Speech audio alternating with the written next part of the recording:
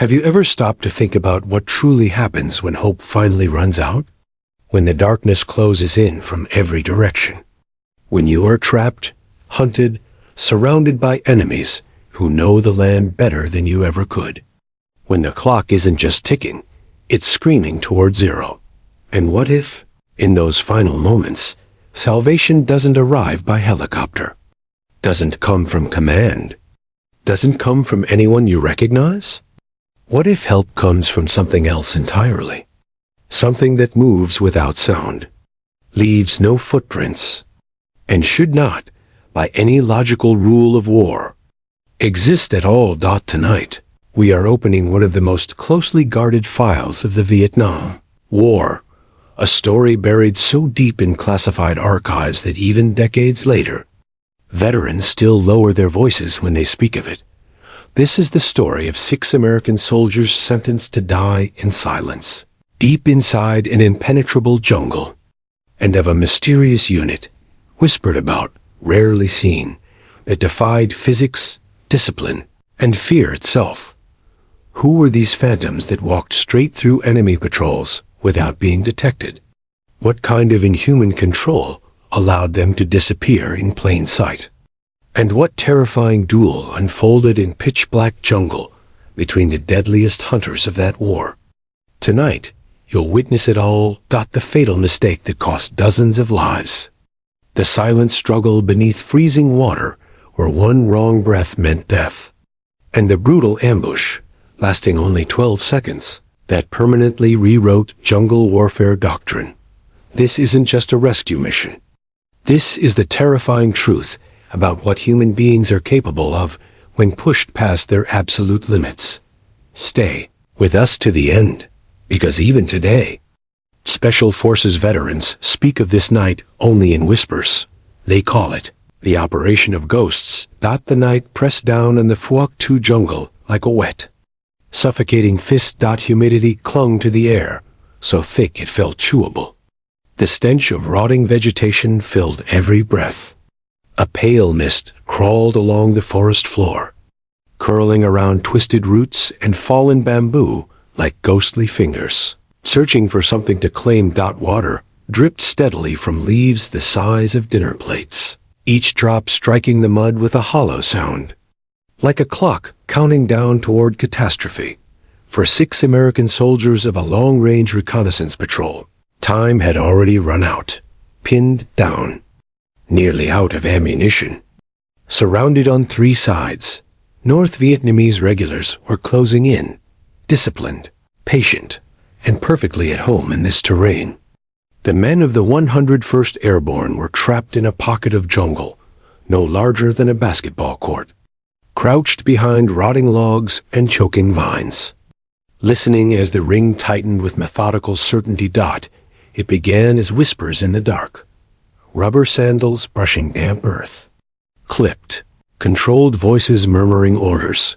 Staff Sergeant James Miller pressed a muddy hand against his helmet and listened, not needing night vision to know what was coming.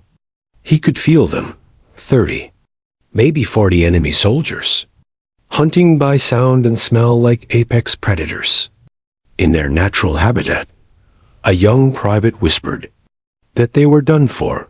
Miller silenced him with a raised hand. He keyed his radio. Static hissed back like a mocking snake. Monsoon clouds twisted the signal into nothing. The battery was dying. The set was failing. Hope thinned with every passing second. Then the jungle delivered its cruelest twist yet. A twig snapped. 20 yards away. Another, closer. Enemy inside grenade range. Miller pressed the transmit button one final time. Jaw clenched until it ached, whispering a desperate call for immediate assistance from any friendly unit. For a long moment, there was only rain, breathing, and the sound of fate closing in. Then, impossibly, a voice answered. Faint, calm, not American. The call sign was Dingo 5. The accent was unmistakably Australian. Miller leaned closer to the handset, lowering his voice as if the jungle itself might overhear. He reported their situation.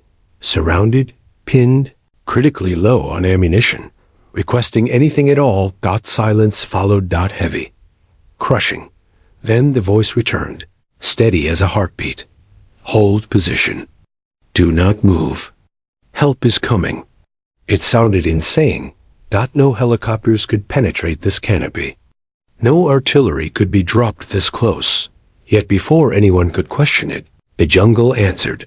Enemy movement closing to 80 meters. 60-40. Miller whispered into the radio.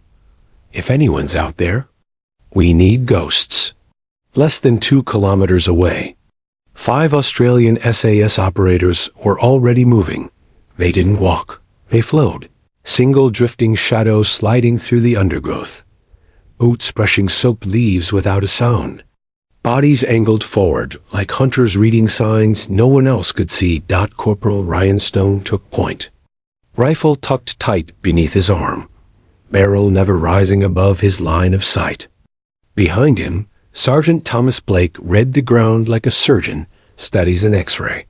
Every broken twig, every disturbed fern, telling a story. 30 minutes earlier, they'd intercepted fragmented radio traffic describing a 6-man patrol in trouble. Everything matched. What separated these men from regular infantry wasn't equipment. It was discipline, bordering on the supernatural. Blake raised a clenched fist. Instant freeze. Not slowing. Not crouching. Total stillness. No shifting weight. No swallowing. No blinking unless absolutely necessary. If a mosquito landed on your eyelid, you let it feed. If sweat burned your eyes, you endured it. If ants crawled under your shirt, you allowed them passage. Movement meant detection. Detection meant death. Stone signaled enemy ahead. They waited 90 agonizing seconds. When the sounds faded, Blake signaled the second phase. The fade, not a retreat. Not an advance. A controlled disappearance. They moved so slowly, the human brain simply failed to register them as motion. Even if light crossed their bodies, nothing appeared out of place. The jungle swallowed them whole. As they advanced, Blake replayed Miller's voice in his head, the tone of a man fighting the clock. Tonight, freeze and fade wasn't doctrine. It was a promise.